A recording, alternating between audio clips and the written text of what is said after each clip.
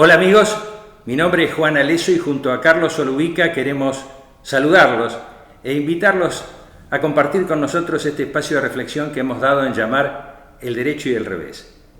El Derecho y el Revés busca rescatar del olvido aquellos hechos de la realidad que el poder oculta. Y para transitar ese camino estamos hoy con el doctor Raúl Zaffaroni. Gracias por acompañarnos. Raúl, es un honor para nosotros. Raúl es abogado, egresado de la Facultad de Derecho y Ciencias Sociales de la UBA, hizo su doctorado en la Universidad del Litoral, fue becado por la Universidad Autónoma de México en el área de criminología, ha desarrollado dentro del Poder Judicial de la Argentina toda una carrera, culminándola hasta su retiro en la Corte Suprema de Justicia. Y hoy lo encuentra en la Corte Internacional de los Derechos Humanos. Raúl, es, como dije antes, un honor poder tenernos en nuestro programa.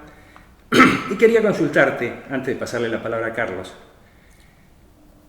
Hoy estamos viendo, más bien, venimos escuchando aquello de que la reinserción o la resocialización del delincuente, y por otro lado, vivimos una Argentina en donde hay o parece haber por lo menos en una parte del Poder Judicial una subordinación al Poder Ejecutivo Nacional. Por otro lado, los medios de comunicación social son los que en cierta forma dictaminan diariamente cuál es la suerte del ciudadano, o sea que podemos ser presos por las dudas o por otro lado los presos pueden estar sin proceso.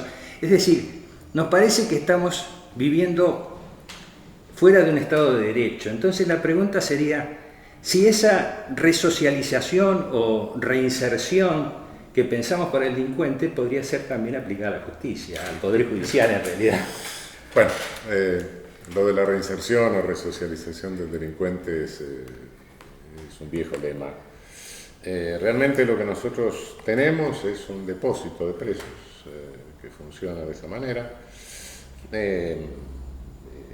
Obviamente no se puede hacer ningún programa de política criminal de prevención del delito racional en la Argentina, ni en el continente, diría, debido a la demagogia vindicativa de todos los medios monopólicos de comunicación que tenemos en el continente, ¿no? Es decir, podemos recorrer todo el continente y nos vamos a encontrar con tremendos monopolios de medios de comunicación. Algunos, bueno, nuestro Clarín comparado con algunos parece ser un kiosco de la esquina, ¿no? Pero bueno, todavía nosotros tenemos algún espacio, hay países donde ni siquiera existe ese espacio de diferencia, de pluralismo de medios. Nosotros tenemos algún espacio, aunque los dueños del canal estén presos, pero todavía el canal sigue funcionando. En fin, no, en estas condiciones es imposible hacer un programa racional de prevención del delito. Lo que se hace es un depósito de presos con un alto índice de presos sin condena, que en el continente, la estadística del continente nos muestra que son más de la mitad, de modo que no interesan en nuestra región tanto las penas del Código Penal, sino lo que dispone sobre excarcelación los códigos de procedimientos.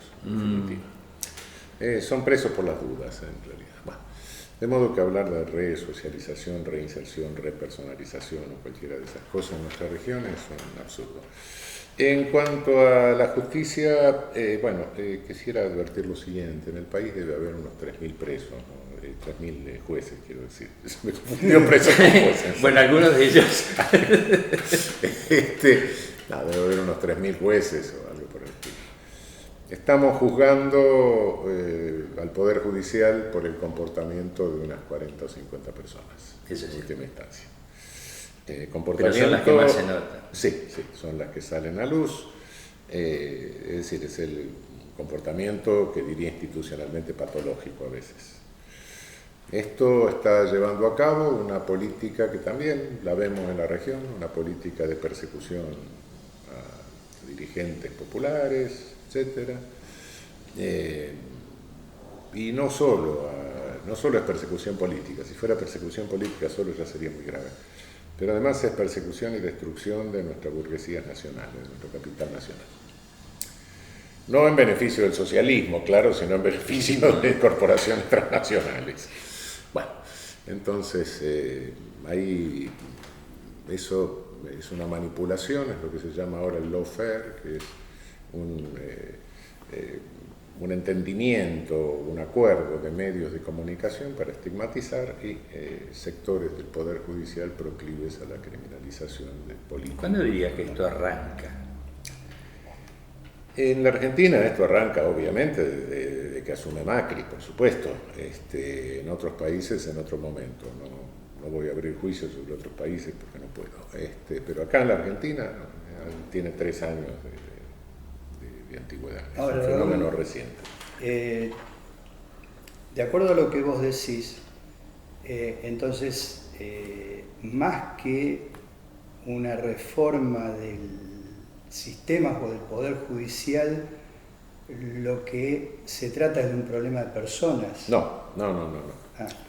Se trata de un problema de personas, sí, indiscutiblemente que hay algunas personas que están con una conducta, pero la actuación de esos 40 personas, 50 máximo, se ve facilitada por una estructura defectuosa institucional de nuestro Poder Judicial.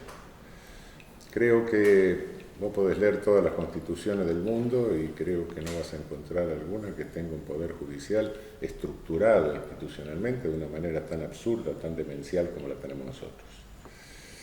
Primero, nosotros tenemos una Corte Suprema de 5 personas, que a lo largo de un siglo esa Corte se ha ido atribuyendo a sí misma, sin que se lo diga la Constitución, la condición de última instancia de todas las causas de cualquier materia de todo el país. Cuando se le da la gana, si no se le da la gana, no. Esto ya empieza a ser raro.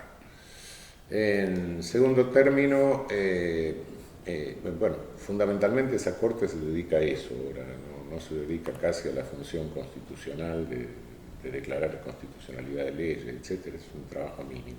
Más grande es eso.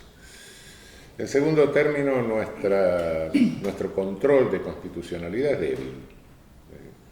Primero, es una anarquía, cualquier juez puede declarar la inconstitucionalidad de una ley porque se le da la gana y después hay que seguir en todas las instancias hasta la Corte Suprema, que sería la última instancia en esa materia, y eso puede demorar años, por supuesto.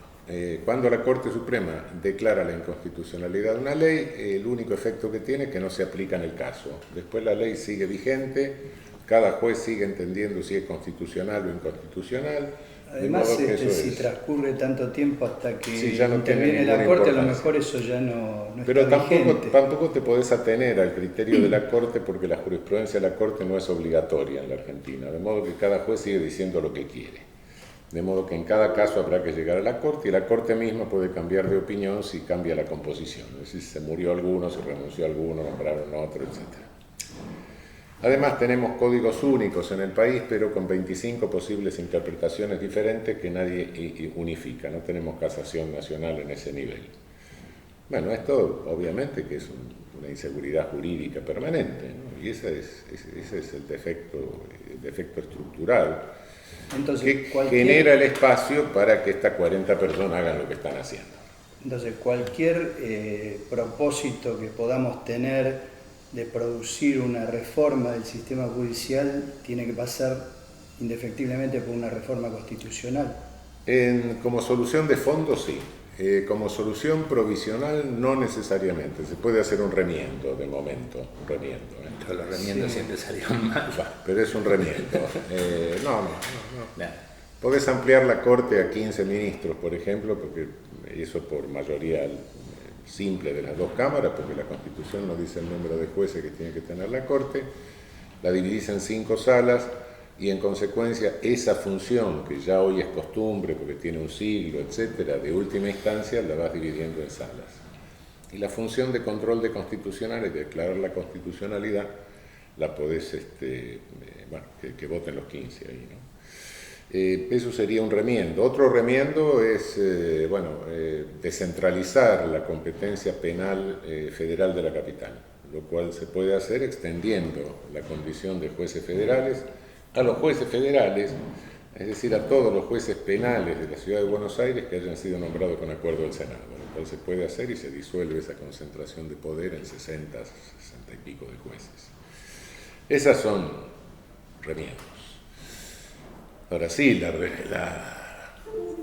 es decir, resolver esto en definitiva sí requiere una reforma constitucional que cree un tribunal constitucional o corte de control constitucional.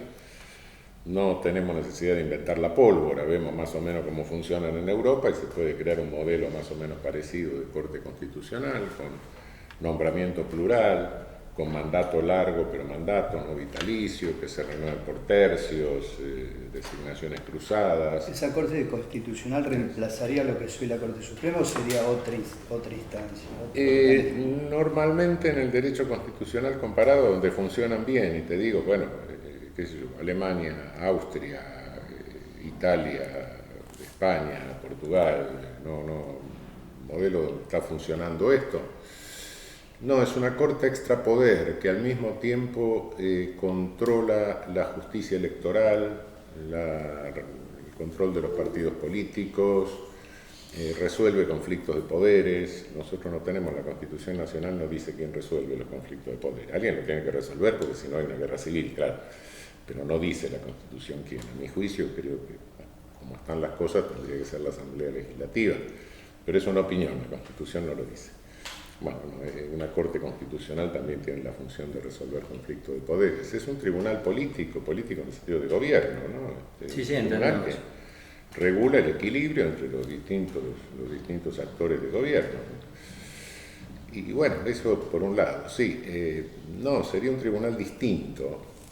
La Corte Suprema actual que nosotros tenemos se podría extender en tal caso a unos 30, 45 jueces, que sí hiciesen casación nacional, como son los tribunales superiores de muchos países.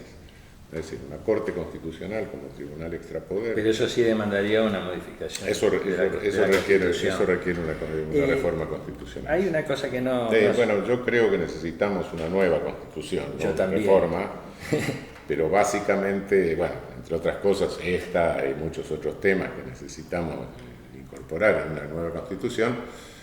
Pero básicamente creo que la necesidad de una nueva Constitución queda clara, que en el futuro tenemos que evitar que alguien gane una elección por el 1% de los votos y en 3 años, por sí ante sí, sin pasar por el Congreso, sin control judicial, sin control de nadie, endeude el país en $300.000 millones. Bueno, me parece que eso está demostrando absolutamente que esta Constitución ya perdió su esencia de Constitución. Una Constitución es una distribución de poder para ejercicio de la soberanía, y si la Constitución no sirve para preservar la soberanía, bueno, ya su esencia se diluyó. Raúl, yo no comenté, ¿no?, el hecho de que vos fuiste constituyente de la del 94, el 94 sí. Además de legislador que fuiste de la ciudad. Una minoría testimonial en el 94. Claro, te iba a decir más que nada cuál había sido tu percepción en la participación de la Asamblea. Porque en definitiva, yo observándola desde otros ámbitos, como era por ejemplo los derechos de la salud, es una constitución restrictiva, o sea, puede quitar derechos básicamente. Así que sí, es cierto, necesitamos, no solo por el tema de la constitución, necesitamos una renovación constitucional desde todo punto de vista. No, lo que te manifestaba es lo que nos pone de manifiesto, es decir, bueno, ya es el colmo. Si la Constitución no sirve para preservar nuestra soberanía, bueno, ya... No, yo citaba el caso porque, por ejemplo, cuando se habla a veces yo en alguna que otra clase que he tenido que dar, les decía a los alumnos, bueno, ustedes saben en la Constitución cuántas veces está la palabra salud, una sola, y como derecho de reclamar como usuario, o sea que ni siquiera tenía que ver aquel derecho taxativo que... Sí, hubo... Bueno, la reforma del 94 fue una reforma coyuntural que tenía por objeto obtener una reelección, claro. Y por ende, sí, lo que vos decís es cierto, pero fue contradictoria, porque lo mejor que tuvo fue la incorporación de los tratados internacionales de derechos humanos del 22 del 75. Que ahora este gobierno está tratando de cuestionar. Está tratando de conjuntamente con la región, ¿no? Sí, andan en eso. Pero bueno, pero lo hizo. Es decir, lo que habían sacado, lo que la Revolución Fusiladora había sacado al derogar la Constitución del 49 nos entra por vía del derecho internacional. Sí, es cierto. Pero todos los organismos internacionales, este gobierno ha sido destructivo desde todo punto de vista, porque obviamente todos los organismos internacionales que iban a dar construcción conjuntamente con el acuerdo, los acuerdos, digamos, incorporar con fuerza de ley por encima de rango constitucional los acuerdos internacionales, se fue perdiendo con las acciones que están haciendo. Sí, están tratando de neutralizar, pero bueno, ese es un movimiento regional, les molesta a algunos gobiernos el sistema interamericano, es eso lo que está sucediendo. Es más o menos lógico que les moleste, ¿no? Hoy ten en cuenta lo siguiente, estamos viviendo en el mundo un avance, una pulsión de un totalitarismo financiero, encubierto con una ideología que se llama neoliberalismo, pero en realidad si le sacás la máscara de la ideología es un avance totalitario financiero. Bueno, quienes se enrolan en eso, naturalmente comparten. Hoy la contradicción con el paradigma de derechos humanos no es el fascismo, el nazismo, el estalinismo. No, la contradicción ideológica es el neoliberalismo, que es la cobertura de ese totalitarismo financiero, ¿no? Entonces, bueno, quienes están enrolados en eso, naturalmente, que bueno, tratan de reducir todo lo que puede hacer vigencia de derechos humanos, ¿no? El sistema interamericano es muy débil, sí es débil el sistema. El sistema no se puede comparar con el europeo en ese sentido. Y bueno, pero pese a la debilidad del sistema, la debilidad que siempre tuvo el sistema, eso les molesta, les sigue molestando, ¿sí? Sí. Lo cual es coherente desde su perspectiva, claro. Sí, de hecho, están haciendo todo lo posible por destruir las instancias de integración regional que se habían venido construyendo. Sí, en lo político, ¿no? Sí. UNASUR, sí. Mercosur. Sí. Eso es lo que me refería, sí. Sí. Raúl, en lo que decías antes sobre la reforma constitucional y esto, digamos, que muestra su casi inexistencia, que un presidente puede por sí tomar la decisión de endeudar al país en una forma totalmente salvaje,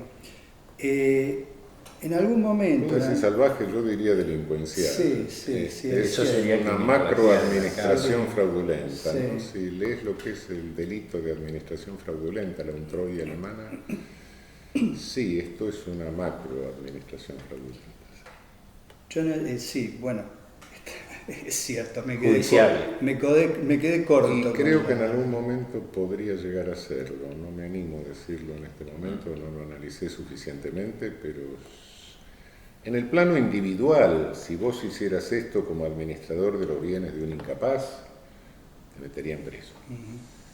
En el plano de los 44 millones de argentinos, bueno, no sé, hay que pensarlo. Claro.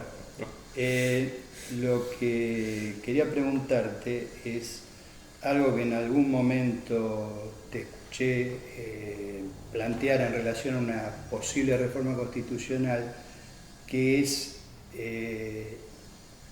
pasar a un régimen parlamentario para reemplazar al régimen presidencialista que tenemos. Sí, yo sigo teniendo la convicción, la más absoluta convicción de que un régimen parlamentario es muy superior a un régimen presidencialista.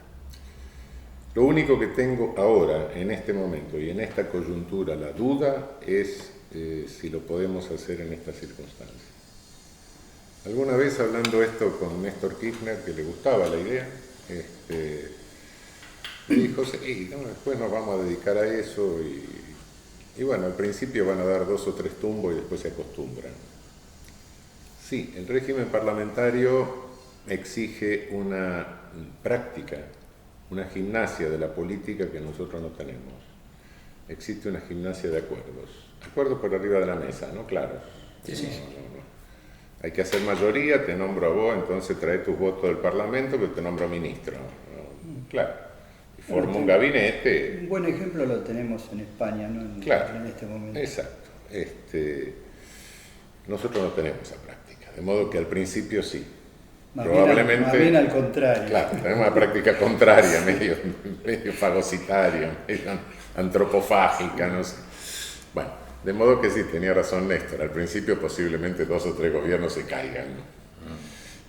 La duda que tengo es en este momento, porque eso lo estábamos hablando en un momento más o menos normal, la duda que tengo en este momento, que va a haber que salir de este pozo que nos ha colocado esta administración fraudulenta, yo no sé si la población argentina aguanta 2 o 3 tumbos, ese es el asunto. Tengo una duda de coyuntura. En cuanto a la superioridad del sistema parlamentario, se me parece que es infinitamente superior a un sistema presidencialista. Pero ¿es este el momento de pasar a otro sistema, de un sistema presidencialista a uno parlamentario? Ahí tendríamos un dilema, porque los que son partidarios de una reforma constitucional dicen lo conveniente es hacerla al comienzo de un gobierno para evitar toda la especulación en cuanto a que esto lo que busca es la reelección indefinida y demás. Entonces, estamos en vísperas de un cambio de gobierno que esperemos sea favorable para los intereses del pueblo argentino. Y nos permita hacer una reforma constitucional. Y nos permita hacer una reforma constitucional, entonces estaríamos un poco en esa contradicción, ¿no? Que vos pensás que a lo mejor no es el momento de introducir el tema del régimen parlamentario, ¿no? O dejarlo para hacer un plebiscito dentro de 4 años o una cosa por el estilo. Me da la impresión de que en este momento no podemos arriesgar a que por una coyuntura política se titubee en cuanto a la salida económica. Tengo esa impresión, bueno, no sé, el destino dirá, no, pero es muy válido, sí, daría la impresión que se va a necesitar algo de mucha mayor fortaleza que un ejercicio que sería un poco experimental, porque no tenemos ninguna tradición. No, en cuanto a lo de la reelección y esas cosas, al contrario, un régimen parlamentario no plantea nunca el problema de la reelección. Primero porque, algunos decían, no, mirá que si hubiéramos pasado un régimen parlamentario con la elección de diputados hubiéramos perdido el gobierno. No perdés el gobierno, porque en un régimen parlamentario no se elige media cámara, se elige toda la cámara. Ahora, si vos querés que yo te invente un sistema que vos ganes siempre, eso no te lo puedo inventar. Raúl, una pregunta, como estudioso de la criminología. ¿Alguna vez te he visto citar criminología de mercado, puede ser? Criminalidad de mercado. Criminalidad de mercado. ¿Estaríamos en ese caso? Sí, no. Se habla mucho de criminalidad organizada. Sí. Organized crime. Con eso hay congresos, qué sé yo, el tráfico de droga, el tráfico de esto. Yo prefiero hablar de criminalidad de mercado, ¿no? Porque criminalidad organizada da la impresión de que hay una criminalidad desorganizada. No, me parece que es una categoría siempre es organizada la criminalidad. Que no funciona, no. Cuando vos en el mercado ofreces un servicio ilícito y hay una demanda, entonces la ilicitud del servicio hace que suba el precio de lo demandado. Entonces, de esa manera podés llegar a hacer la locura de los alquimistas, fabricás oro, ¿no? Te pasa con la droga, la cocaína, ¿no? La cocaína es una porquería. Con los derivados financieros lo mismo. Claro, tiene un valor agregado muy básico. El costo de la cocaína, el valor de la cocaína es ínfimo, pero el valor del servicio de distribución es altísimo. Claro. Y fíjate que, bueno, los organismos de control internacional son prácticamente la Junta Reguladora Internacional del precio de la cocaína. Si hay mucha en el mercado, aprietan. Si hay poca en el mercado, aflojan. Y así se mantiene el precio, ¿no? Bueno, pero esto se repite en toda actividad, en toda oferta y demanda de un servicio ilícito, como es el servicio de reciclaje del mundo, con todos los refugios fiscales. Ahora vos me preguntás si estamos en eso, y sí estamos, porque, a ver, hace un momento te hablaba de un totalitarismo financiero. Ese totalitarismo financiero, ¿qué es lo que hace? Y, en principio, extorsiona. Segundo término, condiciona regímenes con endeudamientos criminales, delincuenciales. Explota trabajo esclavo a distancia. Tiene un servicio de reciclaje de dinero de todos los tráficos del mundo. Bueno, y otras cosas más. Si vos analizás todo lo que hace el totalitarismo financiero en el mundo, todo eso es delincuencial, ¿no? Macrodelincuencial. La crisis del 2008, ¿qué es sino una macroestafa? Por eso decía. Bueno, entonces, sí, claro que estamos en la naturaleza de la actividad de este totalitarismo financiero es delincuencial, ¿sí? Si tuviera que volver a usar la categoría de criminalidad organizada, diría que el organized crime macro que existe en el mundo es este aparato financiero, el aparato financiero mundial, ¿sí? Pero es tristísimo, realmente. Sí, bueno, pero es así. Y no solo eso, sumarle la destrucción la destrucción acelerada de las condiciones de habitabilidad humana del planeta, ¿no? ¿A qué estamos jugando? Esa era una variable que Marx no incorporaba, ¿no? No. Yo creo que Marx realmente acostó a Hegel, pero no lo puso de cabeza. De cabeza lo tenemos que poner desde el sur nosotros. Él no lo entendió nunca. Una tarea pendiente. Más o menos. Hay quien lo ha pensado. Y acá lo han pensado. Raúl, en su momento, con el gobierno anterior, vos coordinaste una comisión que trabajó en un proyecto de reforma del Código Penal. Sí. Un tema que, bueno, ya de por sí se ofrece como polémico. En ese momento me acuerdo que particularmente algunos dirigentes con aspiraciones presidenciales salieron con los tapones de punta a cuestionar, sí, Sergio Massa. Sí, sí. A cuestionar con nombre y apellido, sí, las ideas del proyecto. No, pero más las allá... ideas del proyecto no eran nada, no era ninguna locura. No, era un proyecto conservador dentro de todo, lo único que ordenaba un poco la cosa y trataba de ser un poco más racional. No era ninguna revolución. No, pero digamos, venía de alguna manera a tratar de empezar a solucionar dentro de lo que es el sistema de justicia una deuda pendiente, ¿no? Porque seguimos con el Código Penal de 1921. Sí, yo no le asigno una importancia tan básica al Código Penal, por lo que te decía hace un rato, ¿no? No tengo una deformación jurídica que crea que el derecho es omnipotente. No, omnipotente hay uno solo arriba, y quien no cree en el de arriba, omnipotente no hay nada en este mundo. No, el derecho tiene límites naturales, es decir, puede hacer ciertas cosas, otras no las puede hacer. De modo que, no, lo que sí importaba en eso es que ponía un poco de orden en un caos legislativo, lo cual nos daba un poquito más seguridad jurídica, le daba un instrumento mejor a los jueces. Pero con el Código Penal no vamos a reformar la estructura del ejercicio del poder punitivo, ¿no? Yo creo que si tenemos que hablar de ejercicio de poder punitivo, tenemos que empezar, y yo confío mucho en el futuro, en las policías. Creo que Parece muy raro lo que digo, pero confío en la gente que está en contacto directo con el problema. Y no en vano se ha impedido hasta hoy que las policías se sindicalicen. ¿Por qué? Porque emergería la voz de las policías. Claro.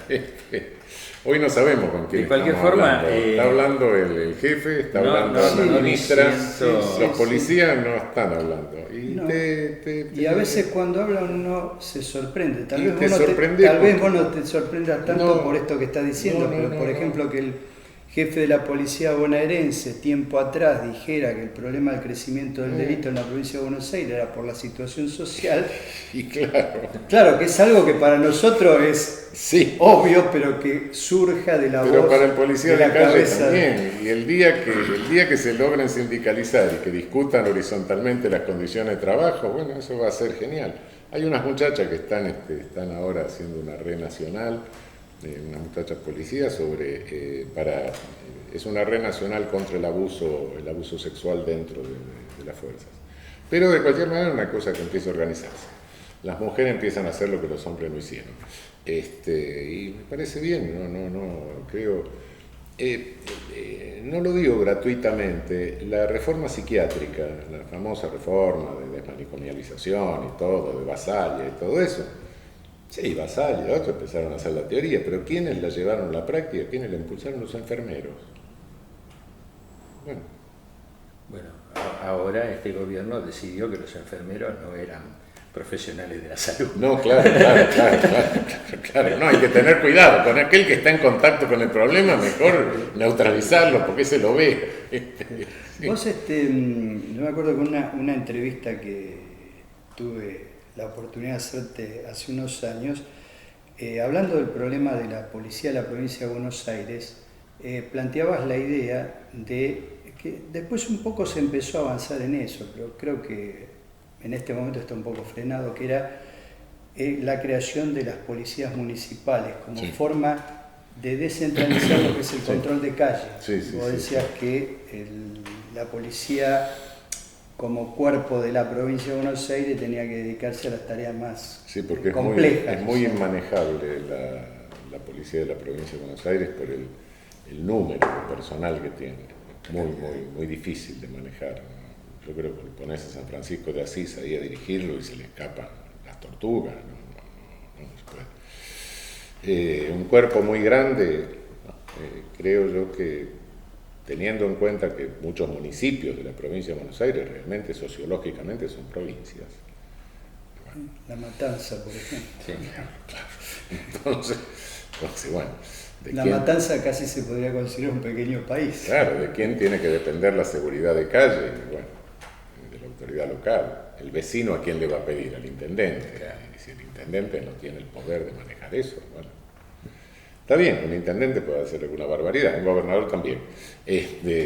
Bueno, lo van a echar, van a hacer una poblada, o no lo van a votar. Bueno, está bien, se hará responsable él de lo que... Hablando de votar, volviendo un poco a la justicia y también con el tema de la policía, tomando ejemplos de otros lugares, hay elección de lo que tiene que ver con los distintos miembros de la justicia y también con lo que vendrían a ser los jefes de policía. ¿Cuál es tu...? ¿Elección popular? Claro. No creo en nada de eso. No. En la policía te van a salir los vengadores del turno. Cualquier asesino que ande por ahí con una pistola, van a votar por el tipo. Y en la justicia, eso del juez electo y qué sé yo, es una idea que viene de la ingenuidad de la Revolución Francesa, del primer momento de la Revolución Francesa. Terminaron todo guillotinados. Y lo más cercano... A lo mejor se propone porque la guillotina ya fue. Claro. Y lo más cercano que tenemos nosotros es Bolivia. Preguntarle a Evo Morales y preguntarle al vicepresidente cómo le fue con eso. No están nada satisfechos, por supuesto, porque sí, como principio lo ves así en abstracto, el pueblo elige. Sí. Segundo, se te forman las ONGs, te fabrican ONGs, se te meten adentro. Uno de los problemas que tenemos como los sociedad políticos, es justamente la injerencia de las ONG en determinadas cuestiones. ONGs que algunas son ciertas, Sí. ¿sabes? Y otras son inventos de alguien que financia y se fabrica una ONG. Sí, son un Tenemos ONG insólitas, qué sé yo, no te pongo ejemplo, porque van a decir, pero bueno, pero hay ONG que uno dice, esto está financiado por alguien, y por un interés concreto, un interés Sí, empresarial a veces. yo siempre tengo presente el tema de, y que dicho sea de paso, estamos viviendo un momento en donde los investigadores tienen que ir a pedir plata a los programas, de televisión. Yo siempre recuerdo el hecho que los países que entre comillas se consideran desarrollados, hay equipos de investigadores investigando en los papers que se publican qué es lo que los demás están haciendo. En el caso nuestro, generalmente nos toman los investigadores cuando están en el clímax de su investigación, les ponen sus laboratorios y demás. Y eso lo hacen fundaciones. Sí, claro. Eso lo hacen ONGs financiadas por Sí. el que está detrás del macro. Bueno, traslada eso. Del macro traslada eso, criminalidad más traslada eso a la mercado. elección de jueces. Claro, claro, claro. Bueno, Por eso lo citaba exacto. como. Esto es viejo. No. Te digo el ejemplo más cercano. Bueno, nos han convocado hace un par de años a una reunión en Bolivia justamente para conversar sobre esto. Y están pensando cómo reformar eso. Claro, ¿cuánto llevan ya con eso? Y 3 o 4 años, sí, ¿no? no más. ¿Más? Raúl, algo que me parece que se relaciona con este tema es el juicio por jurados. No hace mucho tuvimos una muestra de lo que puede ser el resultado del funcionamiento de esos juicios con la absolución de un médico, creo que era, que prácticamente no sé si actuó como mínimo en exceso de la legítima defensa propia. No sé, habrá que ver, incluso técnicamente no me animo ni a decir si estuvo bien o estuvo mal. Lo que hay que advertir acá es otra cosa, y esto es justamente el problema no del médico que no está juzgado, etcétera, no abro juicio, sino sobre la ministra de Seguridad. Cuidado, lo que no se ha advertido que el médico está vivo en milagro, le salió bien. De 10 personas que sacan un arma para defenderse de un robo, 9 terminan con un plomo adentro. Cuidado con eso. Y cuidado con tener un arma en la casa, que además de ese riesgo, el ladrón sabe, ve que saca un arma y lo va a matar, lo mata. Bueno, listo, se mata. Pero además de eso, un arma en la casa es siempre un peligro. Ninguno de nosotros está exento de tener un conflicto con el vecino, con la mujer, con los hijos, con el suegro, con quien sea.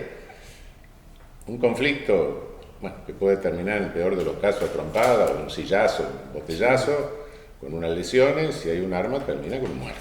Sí, bueno, hemos a menudo leído en los diarios ese tipo de casos. Cuidado con lo que está diciendo esta mujer, esto es suicida, tirás más armas, en una sociedad vas a tener más muertos.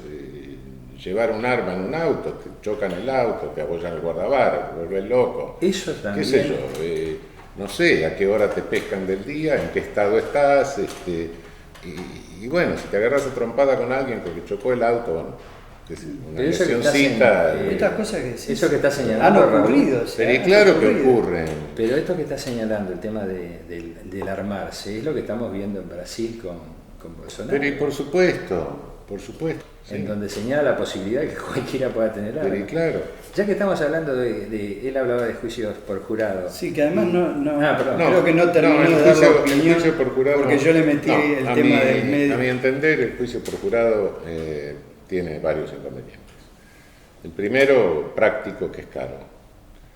El segundo, que no lo podés extender a todo porque es muy lento. Hay que formar el jurado. El tercero, que tenemos que reformar el procedimiento, porque el juicio por jurado no podés tener un proceso que dure 6 meses. Tenés que tener un proceso que dure 2 o 3 días. ¿Por qué? Porque tenés que tener encerrado el jurado.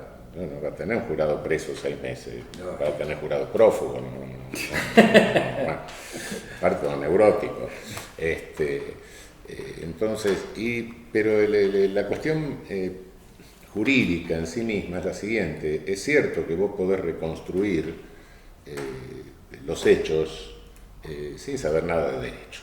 Mi abuelita lo podía hacer igual si le funcionan bien las neuronas, en cuanto a reconstrucción de hechos. Nosotros tenemos paredes enteras sobre la prueba, la lógica de la prueba, mentira. Cualquiera puede reconstruir el hecho. Hasta ahí todo perfecto. Lo que pasa es que si tenés que decir si hubo legítima defensa o no, tenés que saber qué es la legítima defensa. Eso no te lo puede enseñar el juez en 5 minutos. Entonces, ¿cómo dividir la cuestión de hecho y de derecho? Yo soy partidario de otra cosa, soy partidario de los escabinos. Es decir, que en el tribunal oral haya 3 jueces técnicos y 2 ciudadanos que controlen lo que hacen los jueces técnicos y voten también. Que también voten, en fin.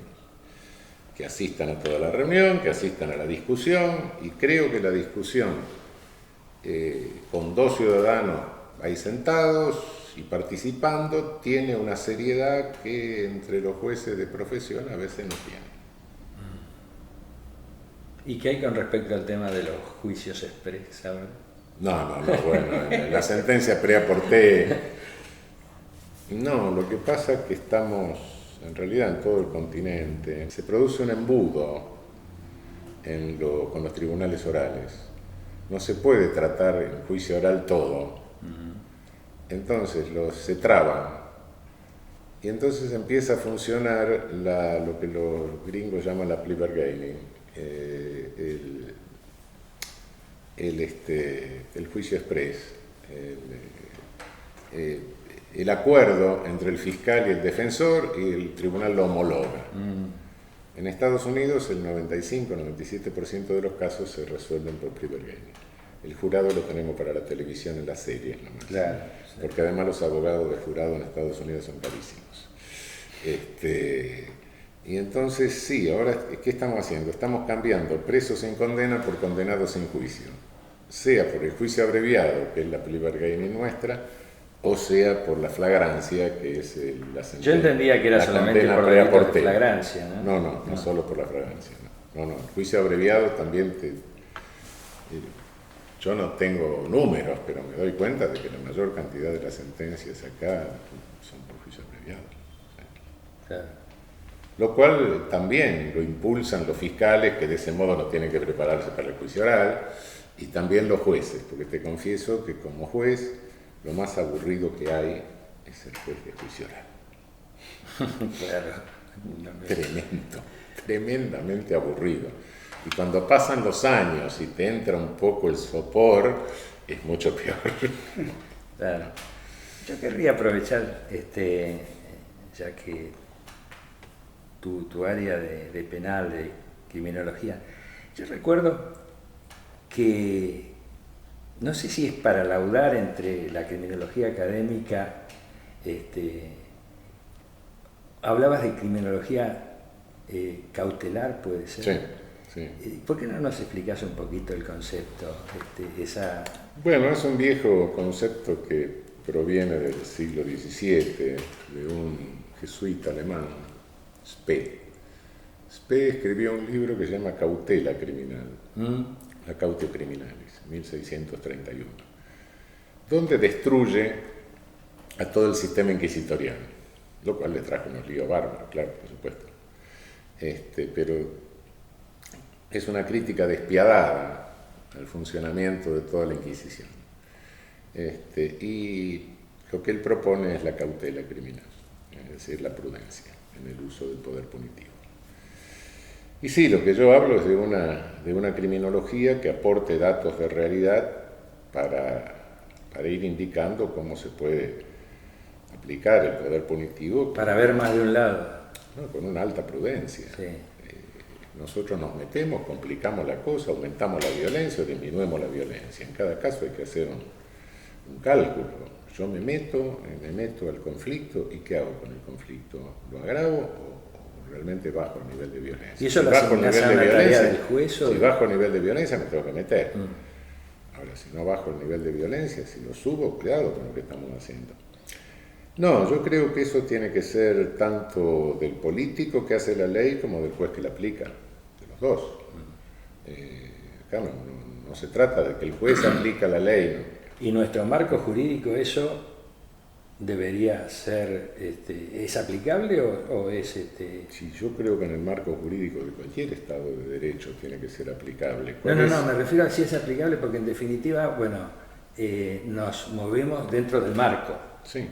Y este marco nos permite ser cautelosos o no. El que tenemos, digo. Permite, sí.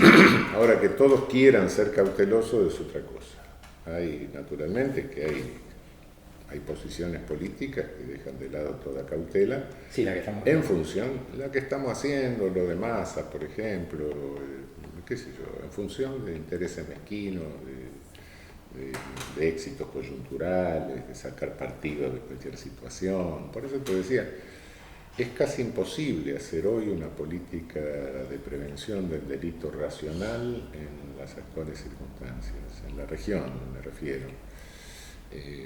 Y no, porque va a salirte una demagogia punitivista que siempre va a tener éxito. Y te vas a dar cuenta de lo paradojal de eso, y bueno, el día que te maten, qué sé yo. El día que se te meta un policía. Yo preguntaba porque en general vos vas viendo que se generan nuevas legislaciones como para ir, digamos, aumenta la cantidad de delitos. Sí, sí, ya quedan muy pocas cosas que no sean delitos, pero además se inventa cualquier cosa. Si alguien te pudo inventar que hay traición a la nación sin guerra, bueno, puede inventar cualquier cosa. No, ya podemos llegar a cualquier absurdo. No. Si alguien te puede inventar que todo exfuncionario tiene que quedar en prisión preventiva por las dudas porque tiene vínculos residuales, bueno, cuando no puede. Bueno, a partir de ahí, la prisión preventiva se maneja por el riesgo de fuga o por el riesgo de interferencia en la investigación. Bueno, si no hay riesgo de interferencia en la investigación porque elevó la causa a juicio, ya se terminó la investigación, o no hay riesgo de fuga por 1000 razones que pueda tener la persona, incluso puede estar enferma, bueno, entonces, no, porque hay vínculos residuales. Bueno, y los que están en acción, ¿qué vínculos? Tienen vínculos reales, entonces cualquier denuncia contra un funcionario actual lo tenés que meter en prisión preventiva. ¿Seguro? Estamos todos locos. Según ese criterio. Según ese criterio, sí. Hablando de prisión preventiva, estamos frente a días de una elección. Tenemos a Cristina Kirchner, desde tu óptica, por supuesto. ¿Existe la posibilidad de que hagan una prisión preventiva? Sabemos que el Senado tiene que desaforarla y demás, pero ¿cuál es tu opinión? No, es muy difícil, es sumamente difícil. Tendría que desaforarla el Senado, necesitaría mayoría de 2/3. No creo que los senadores se suiciden, porque no. El último caso de senador desaforado tiene 100 años. Fue el socialista famoso, ¿no? Y no creo que el Senado lo haga. Si se llegase a una situación muy extrema de desorden público, etcétera, en que no creo que se llegue, porque parece que va a conseguir los dólares más o menos para ir tirando. Hay una decisión desde... Pero si se llegase a una situación de convulsión así, en extremo, sí, a algún genio se le podría ocurrir pasar por encima de la Constitución y hacer eso. ¿Acaso no lo han venido haciendo? No. Hasta ahora con el tema de no, con el tema de los fueros no. Pero eso sería las Malvinas de Macri, se cae en ese momento, es un desastre. No creo que llegue a ese límite. Lo que sí me parece que van a intentar inhabilitarla por vía de justicia electoral, ¿no? ¿Cómo sería eso? Y no sé, van a inventar cualquier cosa. Bueno, de hecho... No me pregunte, yo no tengo la creatividad. De hecho, la justicia electoral está reclamándole al gobierno que no le pasa los fondos necesarios para poder actuar. Pero yo no tengo la creatividad perversa que tiene esto, pero así como casi no contemplás la posibilidad de la prisión preventiva por el tema de los fueros, acá decís que puede haber una ventana abierta. No tanto por el tema de los fueros, por la violación constitucional, porque Cristina presa sería una catástrofe así, pública.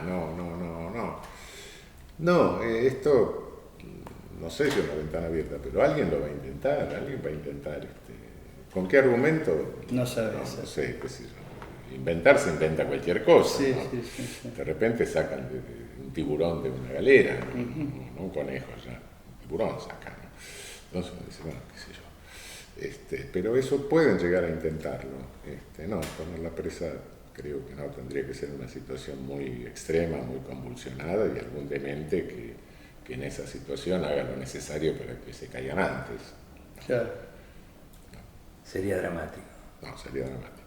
Sería dramático porque además, no, en esa situación, qué sé yo, hay que tener mucho cuidado de no. Yo creo que no existe en la historia de la Argentina un financiamiento externo como el que ha tenido este hombre para solventar todos sus... Bueno, creo que este gobierno o régimen, como quieras llamarlo, se va a cargar a la Christine Lagarde.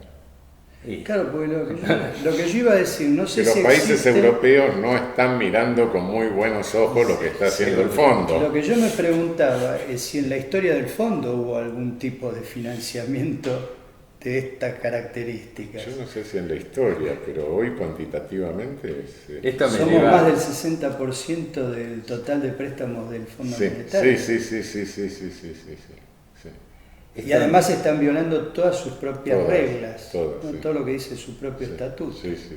Bueno, por eso no sería nada extraño que también se violase la Constitución, si están violando los estatutos. No, bueno, está bien. Ahora de hecho, sí, ya sé.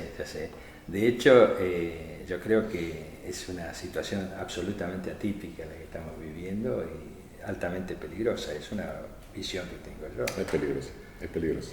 Peligrosa en el sentido, bueno, de lo económico se va a salir, pero es peligrosa en el sentido de que puede generar violencia y puede generar muertes, que es lo que hay que evitar a toda costa.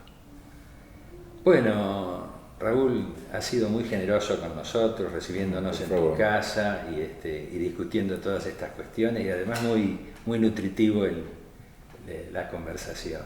Bueno, ha sido un gustazo. No, al contrario, el gusto ha sido nuestro. Bueno, gracias por todo. No, eso ha sido todo por hoy. Nos vemos en el próximo encuentro. Gracias.